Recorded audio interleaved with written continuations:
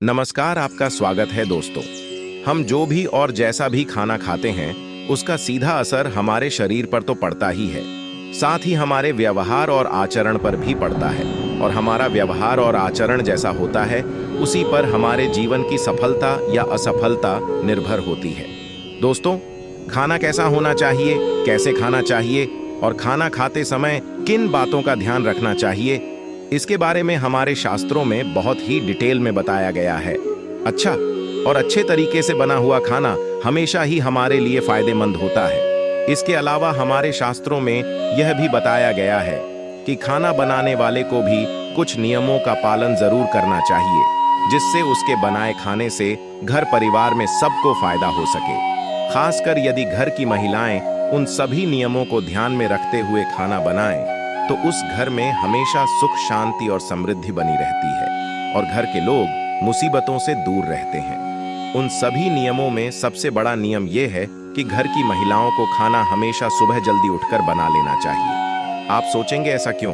तो आइए हम एक कहानी सुनते हैं जिससे आपको यह बात समझ में आ जाए। बहुत पहले एक गांव में मनोहर नाम का एक व्यक्ति रहता था। मनोहर बहुत ही होशियार और हुनरमंद कुम्हार था, जो कि मिट्टी से ऐसे ऐसे सुंदर सुंदर बर्तन, खिलौने और अन्य चीजें बनाता था कि लोग देखकर हैरान रह जाते थे। उसकी बना हुई चीजों को खरीदने के लिए लोग दूर दूर से आते थे। इस प्रकार अपनी कला से वह अच्छा खासा पैसा कमा लेता था। उसने अपने लिए एक बड़ा सा घर और अन्य सुख सुविधा की वस्तुएं भी जुटा ली थी। लेकिन दुर्भाग्य से अपने माता पिता की मृत्यु के बाद मनोहर अपने बड़े से घर में अकेले ही जीवन यापन करता था। उसकी बुआ से उसका यह अकेलापन देखा नहीं गया और उन्होंने अपने रिश्ते की एक सुंदर सी लड़की शांति से उसकी शादी करा दी। शांति सुंदर तो थी, लेकिन बहुत ही आलसी थी। किसी भी काम में उसका मन नहीं लगता था। उसे नींद बहुत प्यारी थी, जबकि मनोहर को भोर में उठकर नित्य कर्म निपटाकर अपना काम शुरू करने की आदत थी। शांति सुबह देर से उठती थी और थोड़े बहुत काम किए नहीं कि फिर से सो जाती थी। आलस की मारी वह शाम तक सोई ही रहती थी और फिर जैसे तैसे आलस करते हुए ही खाना बनाती थी। घर में ना तो पहले की तरह साफ सफाई थी और ना ही मनोहर को समय पर अच्छा खाना मिलता था। घर में कोई बड़ा भी नहीं था जो शांति को डांटता समझाता। शादी के कुछ महीनों तक तो मनोहर ने सब बर्दाश्त कर लिया, लेकिन अब उसे लगने लगा था कि इससे तो वह कुंवारा ही ठीक था। कम से कम समय पर काम पर चला जाता था, घर में सफाई रखता था और अपने हाथों से समय पर खाना बनाकर खा भी लेता था। यहाँ तो दोपहर होने तक खाना बनने का नाम ही नहीं होता था। अब उसे शांति के व्यवहार और आदतों से चिढ़ने लगी थी, लेकिन जैसे तैसे निभाना तो था ही, सो चुपचाप निभा रहा था। शांति को उसने प्यार से, डांट से, हर तरीके से समझाने की कोशिश की, लेकिन शांति थी कि सुधरने का नाम ही नहीं लेती थी। धीरे धीरे मनोहर के बर्दाश्त की सीमा खत्म हो रही थी और वह गुस्से में रहने लगा था। समय पर खाना न मिलने पर उसे अक्सर काम पर जाने में देरी हो जाती थी। कई बार तो वह भूखा ही चला जाता था। फिर दिन भर भूख के कारण वह चिड़चिड़ा रहता था। इन सभी बातों का बुरा असर उसके काम पर पड़ रहा था। उससे पहले की तरह काम नहीं हो रहा था। आमदनी कम होते होते इतनी कम हो गई कि उसका मुश्किल से गुजारा हो रहा था। पैसों की कमी के चलते अब शांति और मनोहर के रोज झगड़े होते थे, जिससे दोनों ही परेशान हो गए थे। मनोहर की बुआ को किसी ने इस बात की खबर दी तो वह अपने भतीजे गृहस्थी को देखने आई। मनोहर के घर की हालत देखकर ही बुआ की अनुभवी आंखों ने सब भांप लिया।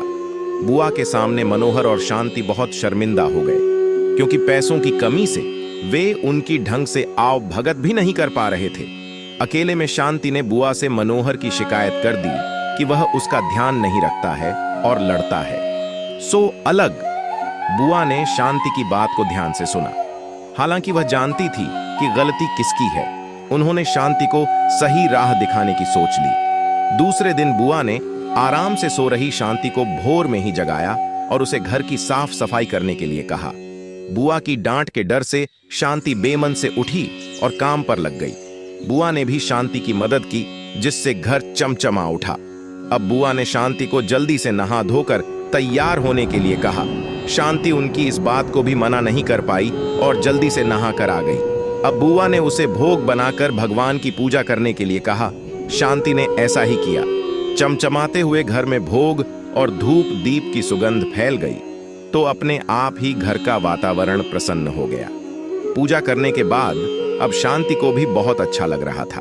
उसका सारा आलस पल भर में ही छू मंत्र हो गया और वह प्रसन्न मन से जल्दी से खाना बनाने की तैयारी में जुट गई। मनोहर के जागने से पहले ही उसने घर में जो था उसी से अच्छा सा खाना बना लिया। नित्य समय पर मनोहर उठा तो घर की रौनक देखकर बहुत खुश हो गया।